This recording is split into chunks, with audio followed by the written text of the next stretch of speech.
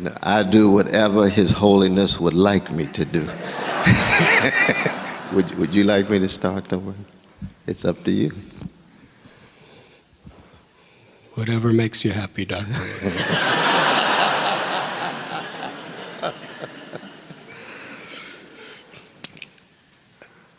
I think you should probably begin. His Holiness first. Absolutely. 41 years ago,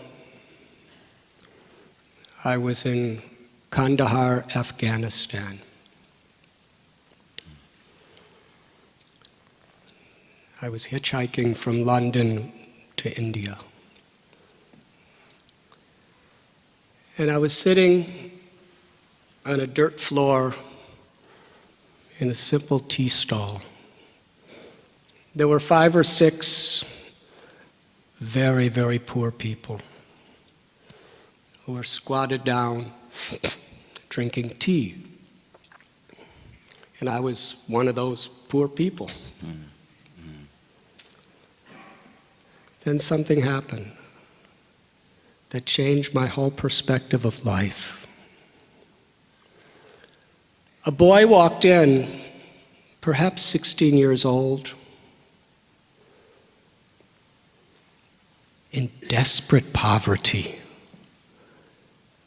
His clothes were soiled, torn rags. He was emaciated, thin. But what quaked my heart and turned my stomach was when I looked at his eyes. He was blind. His eyes were swollen and grossly discolored and disfigured. He carried in his hand a branch from a tree, and on one side was nailed to it a tin can that was all rusty. And there was a metal string that was strung across and then nailed to the other side. This boy started playing. Blong, blong, blong, blong. And as he was playing, he sang.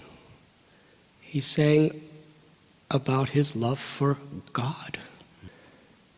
As he was singing, his face illuminated the room. His smile was ecstasy. We were in rapt attention. He sang for almost an hour. And I remember sitting there on that dirt floor, questioning my entire existence. I was born and raised in northern Illinois. And I was taught that real happiness in life is to have money, to have beauty, to have health, to have power. And that's what I was going to school for. But this boy had nothing. He was impoverished, he was diseased, he was blind. But I could tell you, he was the happiest person I had ever seen up to then in my life. And I had to question, what really is happiness? What is the purpose of life? What is everyone really looking for? It shattered my conceptions. But I think the real challenge these days, especially with our wonderful students here at Princeton, is how do we convince them that the aim of life is not to be the smartest person in the room?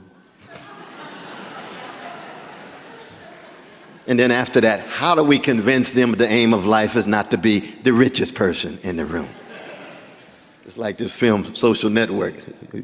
I almost won an Oscar, you know. I read the New York Times, The Triumph of the Human Spirit. I said, did you see the same film I saw?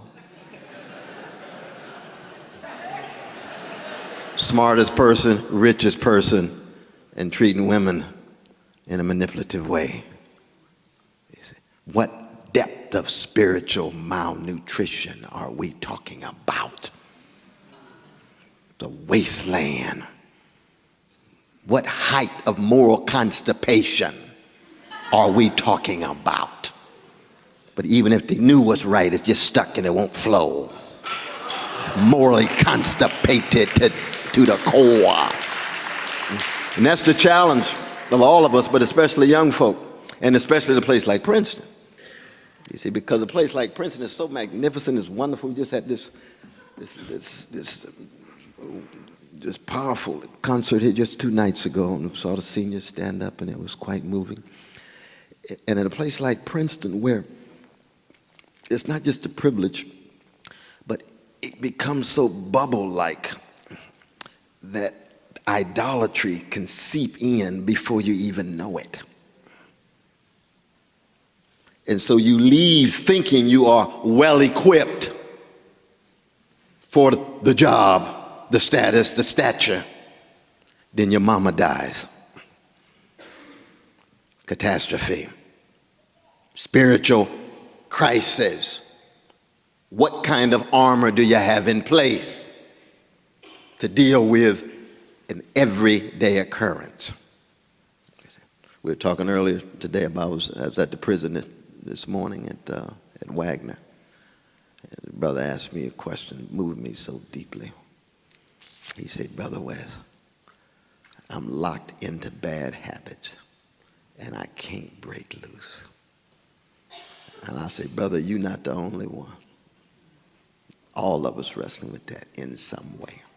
He said, oh, not you, not you. I saw you on television. Looked like you got it together. I said, no. No. I told you I'm a Christian. That means I'm a sinner. I'm just a redeemed sinner. Just trying to love my crooked neighbor with my crooked heart. It's the best I'm going to do. You see, it's true that I've been transformed. Early part of the book, I was a gangster. A Robin Hood, though, so I had some tilt toward the poor, but still a gangster. After my transformation, I still have gangster proclivities. To this day, wrestling with it all the time, you see. And that's why to be inspired and instructed by your witness, your book, Now in the Flesh, for me is it's a spiritual high, because I live in despair. Not every day, but I wrestle with it. It's like the 32nd chapter of Genesis for me. Jacob wrestling at night with the angel of death. He merges with a new name, Wounded Though, God wrestler. And a blues man and a jazz person is always a God wrestler. But I got some questions that I don't fully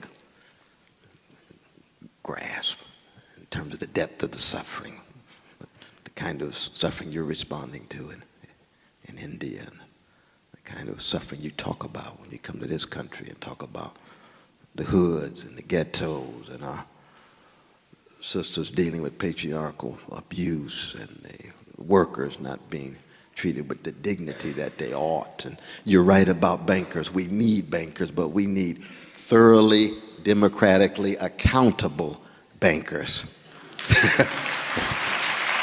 Some regulation so that the greed cannot run amok to such a degree that billions are lost at the top, and yet 21% of our precious children of all colors live in poverty. That's the kind of moral indignation that you and I think rightly share. And it's because I think our common ground, which is this fundamental commitment to be faithful unto death, to attempt to live a life of love and compassion to the best of our ability.